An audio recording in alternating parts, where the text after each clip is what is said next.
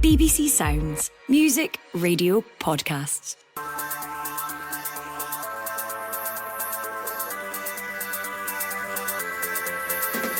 Hello there, I'm Liam McLeod, and this is the Scottish Football Podcast. All the news, views and analysis you need on Monday the 8th of September. And after Friday, we are a nation primed with positivity. And there goes the final whistle in Parkin. It's a goalless draw to start off the campaign, and it's a much better result for Scotland than it is for the Danes. A gritty performance in Denmark gets the campaign off to a strong start, but the manager knows the importance of 3 points against Belarus. It's probably going to be a slightly different game. We knew that Denmark would have a lot of possession. Hopefully we can get more possession of the ball, we can move the ball, we can create chances and get the goals that we need to win the game. So how will Steve Clarke approach the match behind closed doors in Hungary this evening? Could this finally be the time Scotland return to the greatest stage? We could have been facing tougher sides as much as, we knew that was a tough game. We could have been facing far tougher sides, but it's there for us now to go and try and win the group and get to a World Cup again after so long. Well, let us guide you through the preview to the next step on the qualification journey. The Scottish Football Podcast from BBC Sport Scotland. Hello there, thank you very much for listening and for downloading and streaming. I am Liam McLeod and I am about 20 minutes away from the city of Zalaegerszeg, which is where Scotland will be taking on Belarus on what is match day 2 in Group C for a place in the World Cup finals. And it, of course, all got underway on Friday night with an impressive performance and a positive result, a point picked up away from home to the top seeds. We've got plenty to get into on the podcast today, and I'm delighted to say that I am joined by the former Scotland international Pat Nevin and Stephen McGowan, Herald writer at large. Gentlemen, good to have you on the pod. How are we? Good, Liam. Oh, very good. Do you enjoy the game on Friday, Pat? Could you sit there and enjoy what you were watching, relaxed in the knowledge that Scotland were on their way to a good result? No, I don't think anyone can relax. You can never relax watching Scotland, particularly when it's 0-0, because anything can happen. And we've got such a history of losing, but also scoring late goals ourselves. So it was never completely relaxed. However, I thought it was well structured. I thought the organisation, the way it was done, the way the team was picked, and the physicality of the team, knowing where the strengths were going to come from, it kind of worked. You get a feeling that was a team put out hoping to get a win, but expecting a draw if they played well. And that's exactly what Scotland got. So, yeah, that was the job done. And I wasn't surprised in the end that we managed to survive it because, the physicality in the team, the way they all worked for each other, it looked right. It looked grown up. It looked mature. Yeah, I those are perfect words actually to describe it, I think. And Stephen, it's the first time actually, I think, having looked back at previous campaigns in recent years, where Scotland haven't lost away from home to the top seeds in their group. The first time since 2013 when we beat Croatia, albeit that was a match that came at a point in the group when Scotland were already out and could forget all thoughts of going to Brazil. But there was a certain maturity about the performance, wasn't there? I thought it was quite a brave team selection, actually, by Steve Clarke, because people were itching for Billy Gilmour to be in the team. I think the exclusion of Bengan and Doak surprised a lot of people as well. And I think if the result had gone against them, people would have been sharpening the knives. They're never slow to do that with Steve Clarke these days. So it was a brave selection. And yeah, he did go for the old tried and tested, and it worked. Personally, I would quite like to see a bit of freshening up against Belarus, partly because Scotland in double headers can be a bit patchy at times. The second game can be less convincing than the first. So I think there's an opportunity there for maybe Gary Doak, for Gilmour, and possibly for Kieran Bowie to come in, freshen things up and just invigorate it. And I suspect Belarus will be a tough nut to crack, despite the result the other night there. Yeah, these games are never as easy as it was for Greece the other night against Belarus. You can guarantee that this is going to be pretty tight. If it's not, then all the better. So we've got loads to get into on the match, the big game, live across the BBC, on BBC Radio Scotland, on BBC One Scotland, on the BBC Scotland channel, on the website as well. You won't miss it. And it's a massive game. let's be honest, this is a match that if Scotland do not take all 3 points from, they're on the back foot, and Pat, would completely undo the work that was done on Friday in Copenhagen. It wouldn't be impossible to qualify without a win, but it's going to be really hard. The Greeks are a decent side. As we well know, they're a very good side, and the Danes are a good side as well. Taking points off each other, just as we've already taken points off the Danes. So the team you need to beat is the team that's going to be down the bottom, and that's Belarus. And the Belarusians, they'll be fighting and battling for all the points themselves. But with the quality that we've got, the expectation is we get a win out of that win. And you've got to do that. And if you're going to get to a World Cup, you should deserve to get to a World Cup. And it's winning games like that. Now, if it's a 1-0, I'll take it. I'll take it right now. I'd like it to be better than that. But if we just sneak it, that's enough. What we have got is we've got options now. And just as Stephen was saying there, I think Doak's an absolute stick-on starter. I think it's an absolute certainty. And to be honest, I would imagine that was in Stevie Clarke's mind even before the first game started, that was the one we would need him for. We would need his pace. We would need his creativity in that game. So he'll get minutes, and I hope and expect them to be from the first minute. He could really change it up a bit, because I don't want McTominay, the deeper player in the midfield. For that game against the Danes, fine. That's all right, because he'll do that job for us. Don't want him there for this game. I want him further up the field. I want him doing what he does for us and what he does for Napoli. So there might be a bit of adaptation there where you do get Gilmour in and you move him a little bit further forward. Very intrigued by what Stephen was saying there about Bowie. Watching him, obviously I watched quite a bit of Hibs. He's got something. And his technical ability is probably quite well suited to international football. And some players, do well domestically, but is it really that suited? Well, I think his is, because his technical ability is good. It's a big call between him and I would suspect Adams up front. But it's definitely going to be a call. It will be, and Lyndon Dykes, who could so easily have been a Hibs player on the deadline day, played brilliantly on Friday night, and a really important figurehead he was. And I was going to ask Stephen, actually, it seems pretty obvious that you could go more attacking against a team that's ranked just inside the top 100 in the world, and have won, I think it's just 3 World Cup qualifiers out of the last 28. You could go more attacking, but he surprised everyone by going with the 2 strikers on Friday. And I think Dykes was talking afterwards about how it really helped the team as a whole, not just him, but it helped the team, him having a partner up there. These games worry me, not just because of the old thing about Scotland playing against underdogs and so on, but if you look back to the Euros against Hungary, if you look back to the pre-Euros friendly against Northern Ireland and Glasgow, I think when Scotland have to go and break down what we fashionably call a low block these days, they have a problem with it. I think they find it quite difficult, which is probably where, as Pat says, where you're looking for Doak to come in and you want to change it up a bit. Now, I agree, Dykes played really well the other night. I don't think there's any real necessity to drop him or axe him. I just think the past record in double headers suggests to me that a bit of freshness would really invigorate things a little bit.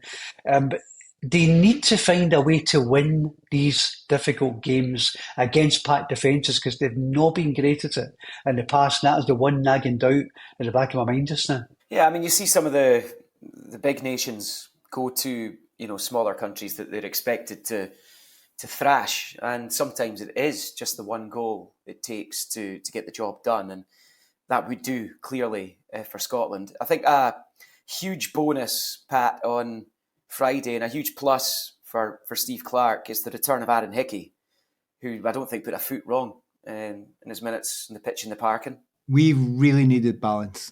We seriously needed balance for quite some time. There's nothing against. I'll tell you what, we've had right fullbacks in there who've given more for us in terms of effort than anybody else. But Hickey's a different standard. He really is a step up. So you've got the balance there. Him one side, Robbo the other side. We're okay. We're fine there. So it's a real comfort to Stevie Clarke to have that. And the 2 centre-backs, not sure they put a foot wrong in the game against Denmark either.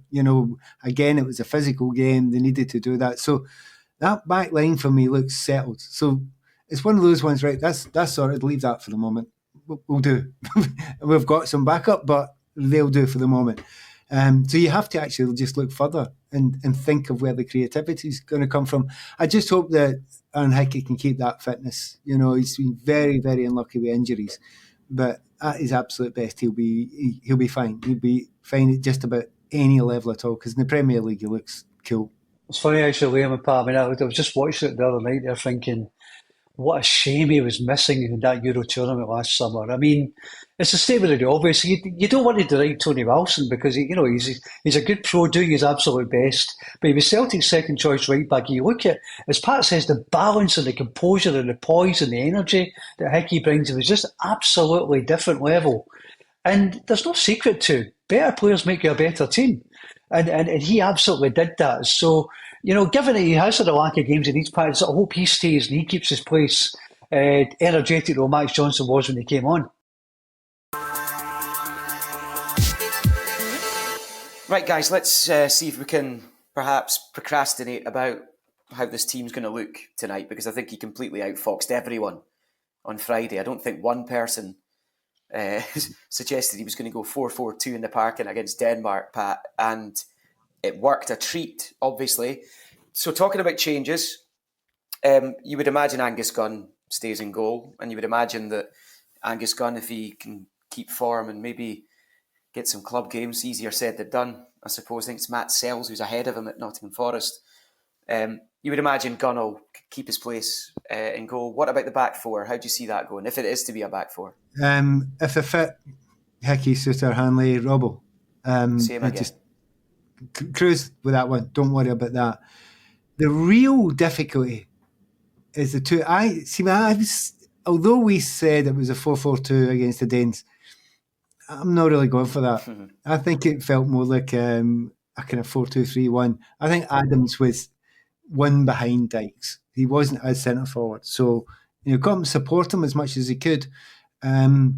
Just because you play 4-4-2 and you put two up front, sometimes it does work, sometimes it doesn't. Against certain systems, that's the right thing. Against other systems, it's the wrong thing. So I would not be surprised if it was a much more obvious 4-2-3-1 in this occasion.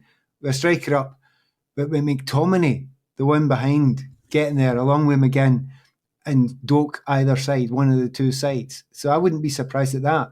I think a big discussion could well be, and who are the deeper lying midfielders? That's where you go, well, wait a minute. You've got Ferguson, Christie, McLean, Gilmore. You just think, well, wait a minute, we've got a lot of... And if he doesn't, because I do think taking McTominay out of there in a game that we need to get into the opposition area, I want him up front, nearer the front part of the pitch. I think the energy, Stephen, of Ryan Christie is important in this team. And so far, for his national team, he hasn't played in the deeper lying midfield role that he plays now at Bournemouth. Do you think it's only a matter of time before he does drop back into that position for Scotland, probably beside Billy Gilmore? I don't actually. No. And I'll tell you why, because I think he's just needed in the more attacking areas. I think the big problem is, I totally agree with Pat, I think this is a natural, or it would be a natural 4-2-3-1 team. If you had Ferguson and Gilmore sitting in deep, push McTominay into the number 10 role. The problem this team has is the lack of a natural left-sided attacker. A Harvey Barnes type. Because you've got Gannon Doak on the right, you've got McTominay or McGinn or Christie. Christie does tend to play on the left. I know McTominay played on the left. I wouldn't like to see that happening again because he's a natural central midfielder.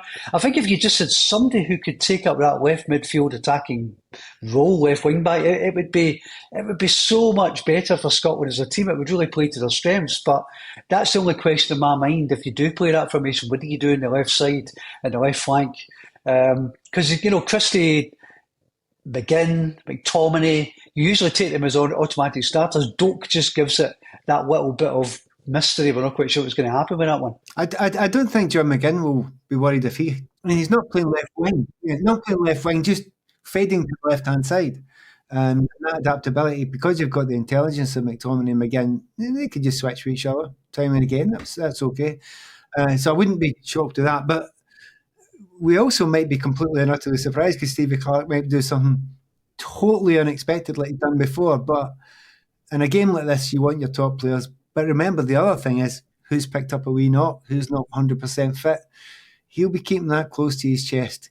Even during that press conference there, he gives us wee nibbles, but he won't give us everything. It's funny though, Pat, isn't it? Because so many managers will just bow to popular sentiment.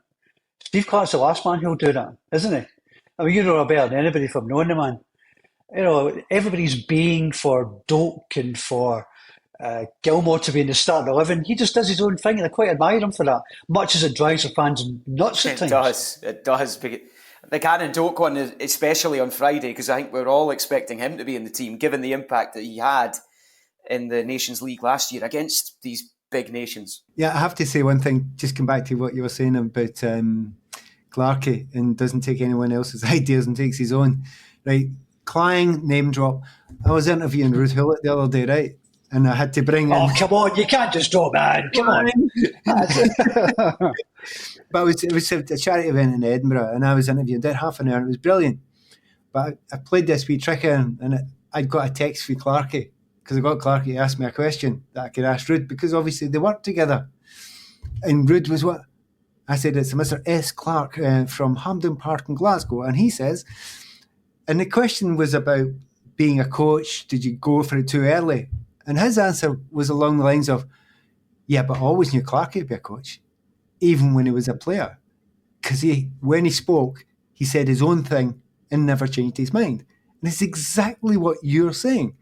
He sounds kind of quiet-minded, but he'll have his own ideas. You won't budge him because he absolutely believes in them. And you're right, he doesn't move on it. He'll know his thoughts. And what he's done over the last few years is when we thought he'd run out of ideas, he's clipped up a wee new idea. And it's kind of worked now and again. And at the moment, I don't think we need a brand new idea, but we need some of those other ideas like McTominay scoring again. We could do with them kicking in again at the moment. It's funny you should say that about the way the team was and the fact that they've managed to refresh it with those Nations League results last year, and bringing an end to this horrible run that they were on after the European Championship, and actually including the European Championship. John McGinn, speaking at the media conference on the eve of the game, he's talking firstly about not getting carried away with the draw in Denmark, as positive as it was. But he does admit that the squad had lost a bit of spark, but there's a freshness again now. And obviously, it's going to be nearly 3 decades by the time the next World Cup comes around next summer. There's a real determination. You could feel that, having spoken to the players post-match on Friday, you could get that impression, Stephen, that this is a group that have got it in their minds that this is where they want to be. They've got this drive and determination to end this long wait for a place at a World Cup finals. Well, for some of them, it really might be the last chance. I mean, that was a big concern for me before we went into these qualifiers, that this is a bit of an ageing group of players. Not in terms of 34, 35, but actually I look back to one or two of those sticky games we had recently when Anthony Ralston played, and he was virtually the youngest player at 26. The team, even McTominay, who you still think of as a relative newcomer, but he's 28. You look at Christie, you look at McGinn, they're going into their 30s now. Robert. So, yeah, Robertson, yeah, absolutely. Even Tierney's got 27, 28 now. So yeah, you're concerned that the team is just beginning to go up to that summit, and you're worried that they're going to start going down the other side. That was my concern getting into these qualifiers, which is why what happened the other night was really refreshing and heartening, because it was there. The energy, the will to play for the manager, the drive, the commitment was absolutely there for everybody to see. They didn't look like a team who were over the hill. They looked like a team who still have a real good deal of life in them. And just before we leave Scotland, have a little look at Belarus, Pat. Who's the striking options for the match this evening then? We talked about Bowie, Adams and Dykes earlier on. Not all three are going to play, but who does? And you would imagine it'd be 2 against Belarus. No, I think it'll be Adams up front. I think it's the most likely. On his own, with McTominay support? On his own, with McTominay coming in, basically playing as a second striker. Because, you have to be secure as well. And remember, we only need to win 1-0. That's what we need to do. We need to make sure that, this is a planned 6 games, right? And you want to get 4 points out of these first 2.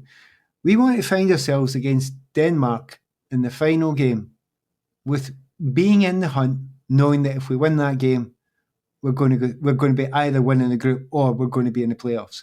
And you do that by making sure you win this game. So don't get carried away. We can go with 2 strikers in the second half if we need to. Hey, that's there. Adaptation's fine.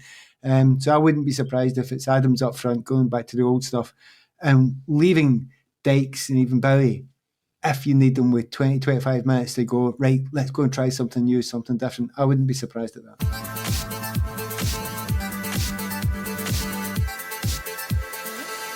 Right, then what about Belarus? They're playing this match, of course, in Hungary. It's going to be behind closed doors. That's because of the country's support for Russia and the ongoing war in Ukraine. So they play all their home UEFA matches away from Minsk, and in this case it's in Hungary. 97th in the world just now. I mentioned earlier on their appalling World Cup qualifying record. You've got to be careful with things like that, though, because you look at the past.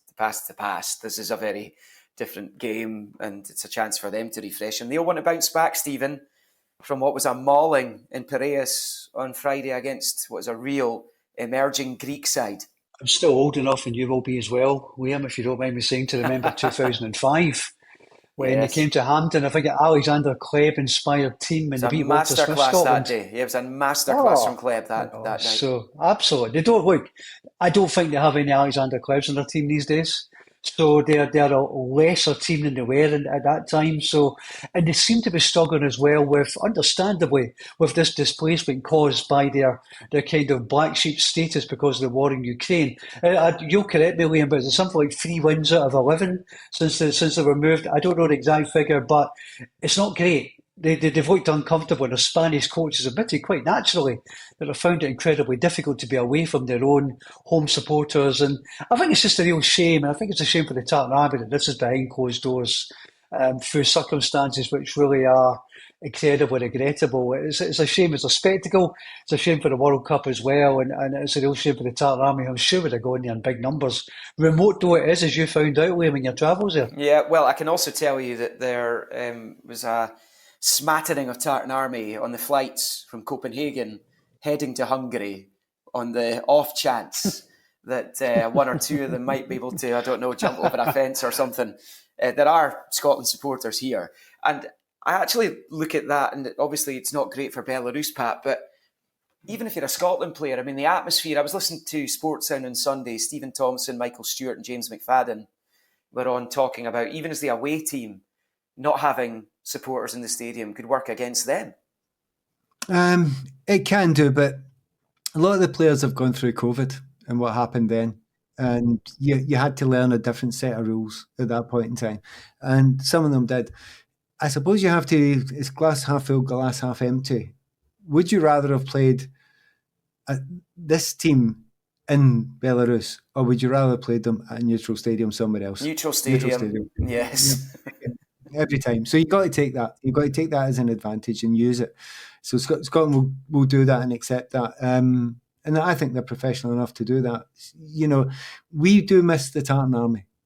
See when we haven't got them at Hampden Park, or it gets a bit... There's been a couple of games where it's, their friendlies haven't been good and it hasn't really turned, but it's like milk in the fridge for the 7th day, it's on the turn, you can feel it, kind of thing.